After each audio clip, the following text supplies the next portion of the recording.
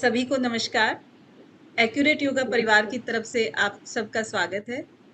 जैसे कि आप सबको पता है कि हम यहाँ पर कुछ ऐसी सक्सेस स्टोरी लेकर आते हैं जिनसे आने वाले बच्चों को कुछ प्रोत्साहन मिले। तो आज हमारे सामने हैं अंशिका पांडे जी, जिन्होंने इस बार नेट जेआरएफ के द्वारा जेआरएफ हासिल किया है। नेट जेआरएफ की परीक्षा में जेआरएफ हासिल किया है। तो आइए हम उनसे मिलते हैं। अंशिका जी, आपका स्वागत है। हाँ मैम, थैंक यू। जी, तो अंशिका जी, सबसे पहले आप अपने बारे में बताएं। मेरा नाम अंशिका पांडे। मैंने डॉक्टर राम मनोहर लोहिया अवध यूनिवर्सिटी अयोध्या से MA योगा किया है और अभी मैं लखनऊ में हूँ। और जो आगे का हमारा है फील्ड की योग के फील्ड में ही अपना करना है, जो भी करना है। हाँ, तो अंशिका जी, आप योग फील्ड में आए तो आपका बैकग्राउंड क्या रहा है एजुकेशन का? मैम मेरा ग्रेजुएशन BSc रहा, साइंस से रहा और उसके बाद MA किया योग से। तो एमएससी बीएससी के बाद एकदम एमए इन योगा, थोड़ा सा कुछ समझ नहीं आया। यस मैम, हमारे लिए भी ऐसे डिफिकल्ट रहा ये, क्योंकि जब हमने BSc किया था हमारा था कि हम MSc करेंगे। मतलब हमें नेट JRF करना था, प्रोफेसर होना था, लेकिन ये था MSc के से। हम्म। लेकिन फिर पापा ने एडमिशन करवाया MA में और उसके बाद फिर ऐसे चलता रहा। काफ़ी अच्छा रहा योग का फील्ड हम लोग के लिए। और अब आज सर की वजह से, सर के पढ़ाए गए शेड्यूल से कि JRF हुआ है योग के फील्ड में। ओके, तो आप कितना डिफरेंस देखती हैं जो साइंस फील्ड आपके पास था और एक योग फील्ड में है? तो दोनों ही स्ट्रीम से मैं आपने स्टडी की है, तो कितना डिफरेंस आप देख पाती हैं कि यहाँ पर कितना इंटरेस्ट आपको आया या कितना वो आध्यात्मिक लाइफ से भी थोड़ा सा अटैच है योगा, यस और जो हमारा साइंस है वो थोड़ा सा भौतिक एनवायरनमेंट में है ना? यस, काफ़ी डिफरेंट है मैम, क्योंकि अगर हम साइंस फील्ड से आते हैं और BSc बैकग्राउंड क्या होता है कि आप जब इंग्लिश पूरा पढ़ के आते हो, फिर MA में जब हमारा हुआ एडमिशन, फिर सब कुछ एकदम से अलग था कि अगर हम फर्स्ट डे क्लास लेने भी गए तो कुछ समझ ही नहीं आया पहले दिन तो। हम्म। फिर उसमें संस्कृत, इतनी हिंदी, और इतने हम लोगों ने तो सोचा था कि जैसे प्रैक्टिस होगा, थोड़ा प्रैक्टिकल होगा, बस योग हो जाएगा। लेकिन जब वहाँ पे देखा इतनी थ्योरी कि आपके पास बुक्स की तो कमी नहीं है और उसे पढ़ना। लेकिन ये है कि हमारे टीचर्स अच्छा पढ़ाते थे, तो काफ़ी अच्छा रहा कि इंटरेस्ट उसमें बढ़ता गया और चीज़ें समझ में आने लगी। जैसे भगवत गीता हो गया, हठ योग हो गया। गीता तो हम लोग कभी सुनते भी हैं, हठ योग वगैरह तो कभी सुना ही नहीं था। तो हाँ। बिल्कुल नया था साइंस से, लेकिन अच्छे पढ़ाने जाने की वजह से तो इंटरेस्ट बढ़ता गया और फिर ऐसे आज ये चीज़ है, नेट हाँ। JRF योग से हो गया। Nice nice. तो अंशिका जी, वैसे तो आपने देखा होगा ना कि देखिए डिफरेंस, लोग क्या समझते हैं कि योग सिर्फ आसन का नाम है, और यस सर, आप खुद भी ऐसा ही समझती थी कभी। लेकिन जब बिल्कुल। आपने नेट जेआरएफ की प्रिपरेशन स्टार्ट की, तब आपने बुक्स का, किताबों का एक बहुत बड़ा अंबार देखा, तो पता लगा कि योग सिर्फ आसन नहीं है। बिल्कुल मैम। हाँ, तो एक तो सबसे मेन डिफरेंस तो यही है कि योग को सिर्फ आसन ना समझा जाए, है ना? Yes ma'am. तो अभी आपने पूरा कर लिया है, एमएससी आपका योगिक साइंस से हो गया है, और जेआरएफ भी आपका हो गया है, तो आगे आपका क्या इरादा है? आगे है मैम, PhD करना है, PhD में एडमिशन लेना है और योग के प्रति लोगों को जागरूक करना सबसे बड़ी जिम्मेदारी होती है। तो योग के प्रति लोगों को जागरूक करना और योग के बारे में बताना कि योग सिर्फ आसन नहीं है, और आप उसके साथ प्राणायाम कीजिए, ध्यान कीजिए। सिर्फ आसन तक न रह जाइए, क्योंकि फिजिकल के साथ मेंटल लेवल सही होना बहुत ज़रूरी है। और हमारे योग में भी बताया गया है कि योग का मेन उद्देश्य है कि समग्र स्वास्थ्य की प्राप्ति, शारीरिक, मानसिक, सामाजिक, आध्यात्मिक। तो यही कहना चाहेंगे कि योग के प्रति सबको जागरूक करना और स्वास्थ्य के लिए और PhD में एडमिशन। आपने फिर योगिक साइंस में जो मास्टर्स किया है उसमें आपने गोल्ड मेडल भी लिया है, ये भी सुना है हमने। Yes ma'am. बहुत अच्छे, आप ब्रिलियंट स्टूडेंट हैं। तो थैंक आपने यू। जेआरएफ 208 मार्क्स लेकर के आपने जेआरएफ लिया है, तो यस बहुत ही मैम। आपने मेहनत की है ऑब्वियसली। तो आपको इस एक्यूरेट योगा की तरफ से जो हमारा एक चलता है इससे आपको कितनी हेल्प मिली है?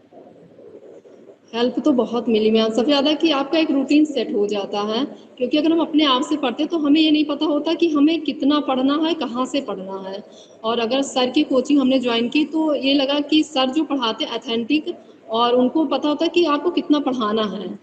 तो जैसे हम लोग खुद ही पढ़ते हैं तो ये नहीं पता होता ना कि कितना सिलेबस हमें कवर करना है, या फिर हमारे एग्जाम में ये मेन टॉपिक है। क्योंकि हम्म। ऐसे हैं, उपनिषद हो गया, इस सब में तो बहुत ही बड़ा है, तो हमें इतना नहीं पता होता कि क्या इसमें पढ़ के जाएं, क्या छोड़ के जाएं।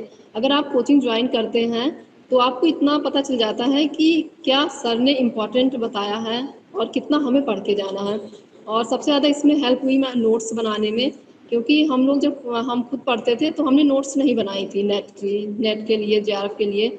जब कोचिंग ज्वाइन किया तो पहले प्रॉपर नोट्स बनाई, फिर सर की जो स्पेशल रिकॉर्डिंग थी उसमें, और लाइव क्लासेस डेली लेना, तो इस सबसे बहुत बेनिफिट हुआ मैम। और एक ये भी शायद बेनिफिट होता है कि जब लाइव क्लासेस होती हैं तो आप डायरेक्ट क्वेश्चंस पूछ सकते हैं, यस यस और मैम। एक रेगुलर जो एक रेगुलरिटी बनी रहती है ना, तो वो बहुत इंपॉर्टेंट रोल प्ले करती बहुत। है। आप देखिए यूट्यूब्स पे, या फिर हम देखते हैं कि अगर ये खरीद भी लिया जाए ऐप में, जो भी एप्लीकेशन से आप उसको ले भी लें, कोर्स परचेज भी कर लें, और लाइव क्लास ना अटेंड करें तो इतनी सारी वीडियोस हैं कि आप नहीं देख पाते उनको। नहीं देख पाते मैम, उसके लिए निरंतर होना ही जरूरी है। जैसे हमारे योग सूत्र में बताया भी गया, सातु दीर्घ काल निरंतर सत्कारा से तो दृढ़ होंगे।